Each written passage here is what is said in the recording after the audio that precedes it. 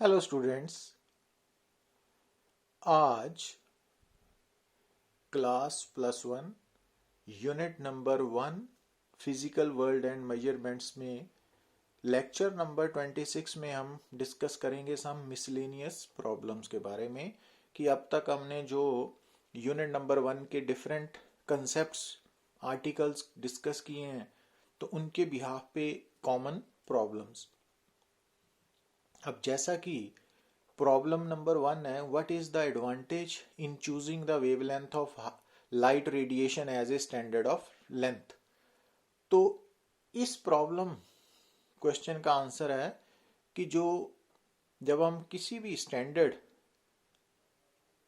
Of unit को choose करते हैं तो वो एक तो होना चाहिए independent of time, temperature, pressure etcetera. तो जब हम लेंथ की बात करते हैं तो लेंथ को डिफाइन करने के लिए हमने एक डेफिनेशन में पढ़ा था वेवलेंथ ऑफ लाइट के बारे में। तो वेवलेंथ ऑफ लाइट की टर्म में हम स्टैंडर्ड ऑफ लेंथ को क्यों डिफाइन करते हैं, तो उसका कारण क्या है कि जो वेवलेंथ ऑफ लाइट है ना, वो प्लेस टू प्लेस चेंज नहीं होती, वो टेम्परेचर टाइम के साथ नहीं बदलती। तो दैट्स वाई ये हम सिलेक्ट करते हैं। तो wavelength of light radiation as a standard of light को इसी कारण हम प्रेफरेंस देते हैं। तो इसका प्रॉपर आंसर आप पिछले लेक्चर्स में फाइंड आउट करोगे थॉरोली। अब यहाँ पे देखिए आप प्रॉब्लम 2 में what is the difference between N M, M N and N M, है ना। तो ये स्मॉल एनएम क्या है, नैनोमीटर का सिंबल है, बट ये एमएन क्या है, मिली न्यूटन, और ये एनएम क्या है, न्यूटन मीटर। तो ये फर्क आपने समझना है। ये नैनोमीटर है, ये मिली न्यूटन है, और ये न्यूटन मीटर है। तो ये तीनों सेम नहीं है। अब जैसे इस प्रॉब्लम में हमें ये फार्मूला गिवन है, जिस फार्मूला में वाई यंग्स मॉडुलस है, टी टाइम पीरियड है, कॉस थीटा टाउ टॉर्क है, एल लेंथ है, और हमने यहाँ पे एक्स की वैल्यू निकालनी है ना। तो अब यहाँ पे जो हमें फार्मूला गिवन है उसके अकॉर्डिंगली वाई का डायमेंशनल फार्मूला यंग्स मॉडुलस का लिख लिया। ये टी टाइम है तो time raise to power x है तो एक्स लिख लिया। Cos theta dimensionless quantity है, वो नहीं लिखना। टाउ टॉर्क है, टॉर्क का dimensional formula length L cube है, वो लिख ली। तो लेफ्ट और राइट साइड को सॉल्व किया। अब क्योंकि दोनों साइड्स में इक्वलिटी साइन है तो प्रिंसिपल ऑफ होमोजेनिटी के अकॉर्डिंगली जितनी पावर टाइम की है उतनी इधर भी टाइम की होनी चाहिए ना। मीन्स एक्स -2 के इक्वल है, तो एक्स 0 हो गया। तो इस तरह से हमने सॉल्व कर लिया। अब ये देखिए प्रॉब्लम है कि विच quantity in A given formula should be measured most accurately. क्योंकि जैसा कि हम जानते हैं कि किसी भी फार्मूला की जो रिलेटिव एरर है, ठीक है, एक्यूरेसी है, वो रिलेटिव एरर पे डिपेंड करती है। तो रिलेटिव एरर किसी भी रिजल्ट की डिपेंड करती है इंडिविजुअल टर्म की relative error into power of that term, जैसा कि आप ये एक्सप्रेशन में देख रहे हो। अब कौन सी क्वांटिटी को हमने सबसे ज़्यादा एक्यूरेटली मेजर करना है, जिसकी पावर मैक्सिमम है। क्योंकि किसी भी क्वांटिटी की जो रिलेटिव एरर है वो उसकी पावर टाइम्स मल्टीप्लाई होके रिजल्ट में ऐड होती है ना। तो इट मीन्स जितनी ज़्यादा पावर होगी, अगर उसकी एरर उतनी ज़्यादा कम होगी तो वो रिजल्ट में ज़्यादा एक्यूरेसी डिनोट करेगी। तो it means which quantity in a given formula should be measured most accurately having maximum power। तो उस क्वांटिटी को मोस्ट एक्यूरेटली मेजर करना चाहिए। Precision describes the limitation of the measuring instrument.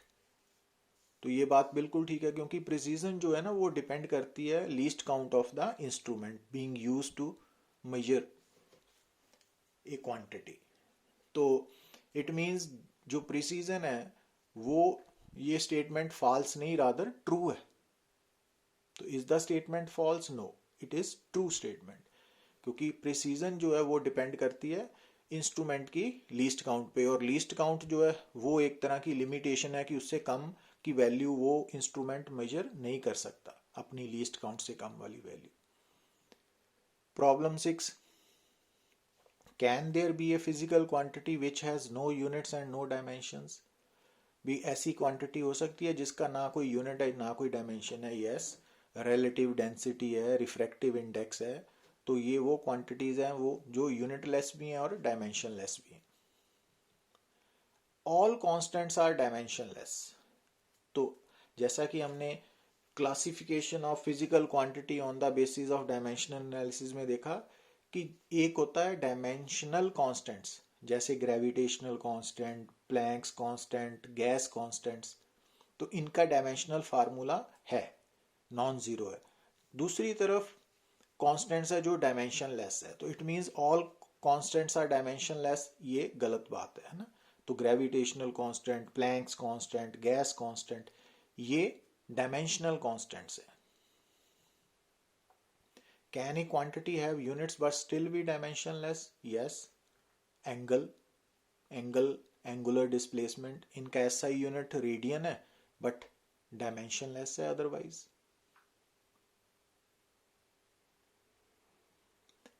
Do all physical quantities have dimensions? If no, name 3 physical quantities which are dimensionless.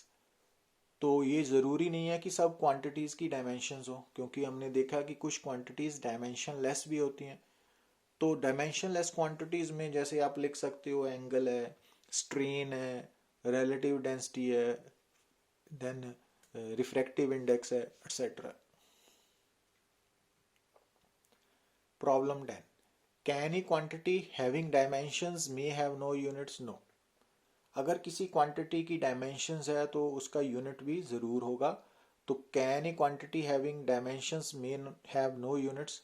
It is not possible. In different system of units can a quantity have different dimensions? नहीं। Different system of units में जो unit वो अलग होगा किसी भी quantity का, but dimensional formula वो independent of system of units. Problem 12, if p, q, r are physical quantities having different dimensions, तो it means p, q are different quantities हैं, तो which of the following combinations can never be meaningful quantity? देखिए आप जब a में बात करते हो तो a का जो डिनोमिनेटर है वो r है, ऑप्शन ए में डिनोमिनेटर r है, बट जो a का न्यूमिरेटर है ना वो p माइनस q है। अब जैसे मैंने बताया था कि only like quantities can be added और सब्ट्रैक्टेड। अब p एंड q ऊपर स्टेटमेंट में क्या गिवन है आपको? डिफरेंट डायमेंशंस, तो it means p minus q possible नहीं होगा। और इसी तरह से e ऑप्शन में जो डिनोमिनेटर है वो p है, बट न्यूमिरेटर क्या है? r plus q। तो r प्लस q जो है वो डिफरेंट क्वांटिटीज ऐड हो रही है ना, अनलाइक क्वांटिटीज, वो पॉसिबल नहीं है। हाँ, बाकी सब पॉसिबल हो सकता है क्योंकि p एंड q क्या है? डिफरेंट क्वांटिटीज, बट वो मल्टीप्लाई हो सकती हैं, और वो मल्टीप्लाई होके हो सकता है कि उनका नेचर और r की नेचर सेम हो जाए।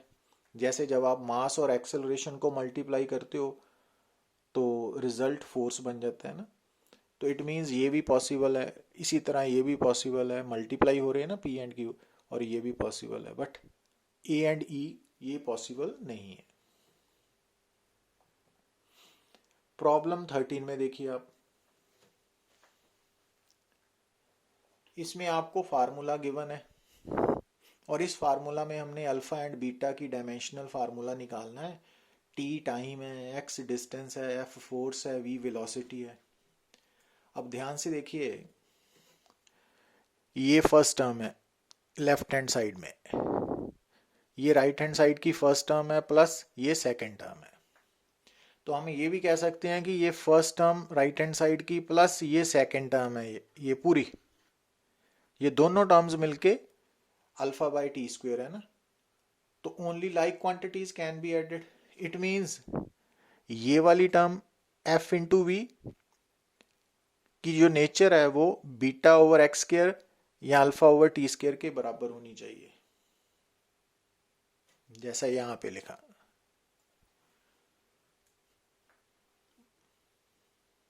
तो इट मीन्स अल्फा क्या हो गया, क्रॉस मल्टीप्लाई किया, अब यहाँ पे फोर्स वेलोसिटी की वैल्यू सब्स्टिट्यूट की, सॉल्व कर लिया। इसी तरह यहाँ पे एफ वी और एक्स की वैल्यू सब्स्टिट्यूट की, सॉल्व कर लिया।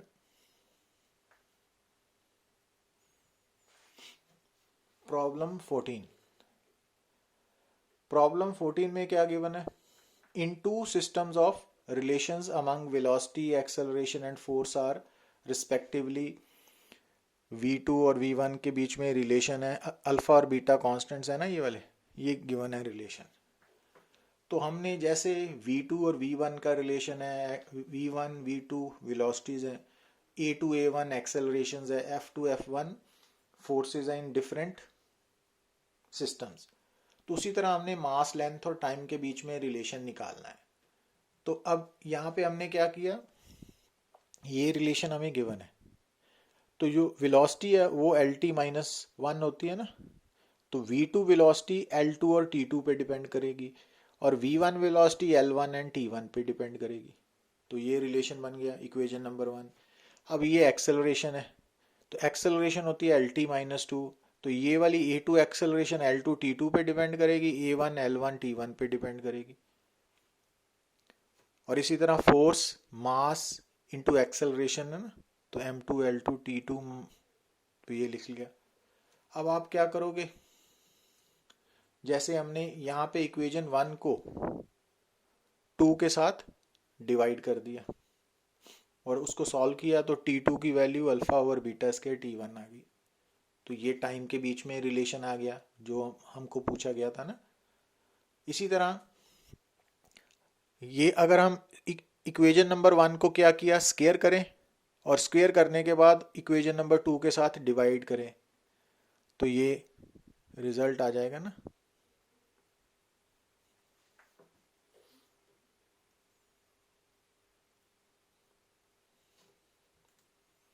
और इसी तरह इक्वेशन नंबर 3 को हमने इक्वेशन नंबर 2 से डिवाइड किया, तो मास के बीच में रिलेशन आ गया।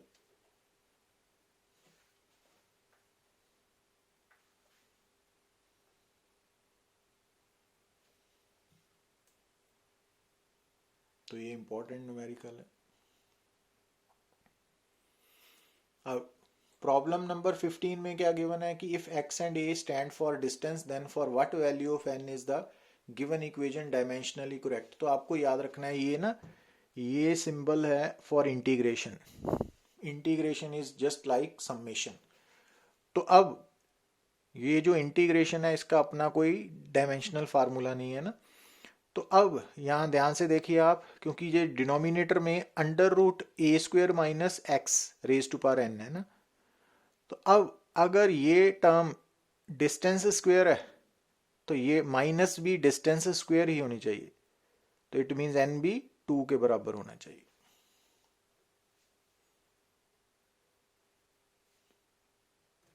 Like quantities can be added और सब्ट्रैक्टेड वाला कंसेप्ट है ना।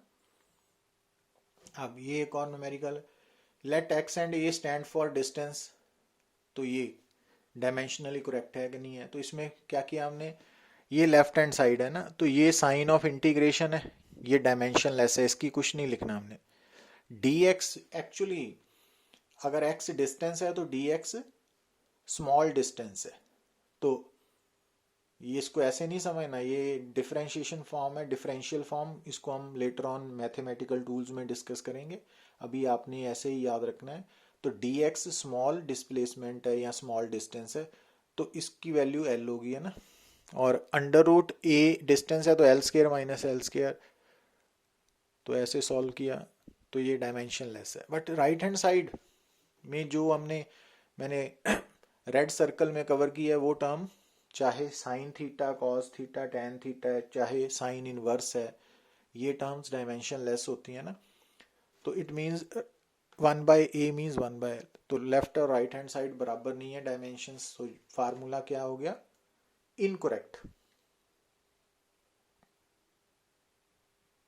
Thank you.